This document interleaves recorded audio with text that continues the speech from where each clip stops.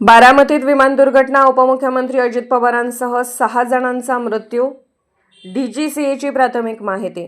महाराष्ट्राचे उपमुख्यमंत्री अजित पवार यांच्या विमानाला बारामतीच्या गोजूबावी परिसरात लँडिंग दरम्यान भीषण अपघात झाला असून या दुर्घटनेत अजित पवारांसह 6 जणांचा मृत्यू झाल्याची प्राथमिक माहिती डीजीसीए कडून मिळत आहे. मात्र याबाबत अधिकृत पुष्टीची प्रतीक्षा आहे. आज अजित पवार हे जिल्हा परिषद निवडणुकीच्या प्रचारासाठी बारामती दौऱ्यावर येत होते. विमान लँडिंगच्या वेळी तांत्रिक बिघाड झाल्याचा अंदाज व्यक्त केला जात असून विमान धावपट्टीजवळ कोसळल्याचे सांगण्यात येत आहे. अपघाताची माहिती मिळताच अग्निशमन दल, पोलीस, आरोग्य विभाग आणि प्रशासनाचे पथक तातडीने घटनास्थळी दाखल झाले. बचाव कार्य युद्धपातळीवर सुरू आहे. परिसरात मोठ्या प्रमाणात गर्दी जमली असून सुरक्षेच्या कारणास्तव नागरिकांना दूर ठेवण्यात येत आहे.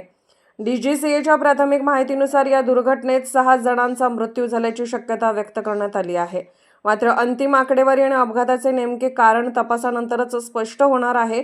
राज्यभरात या घटनेमुळे खळबळ उडाली असून राजकीय वर्तुळातून शोक व्यक्त केला जात आहे. पुढील अधिकृत माहितीची प्रतीक्षा आहे.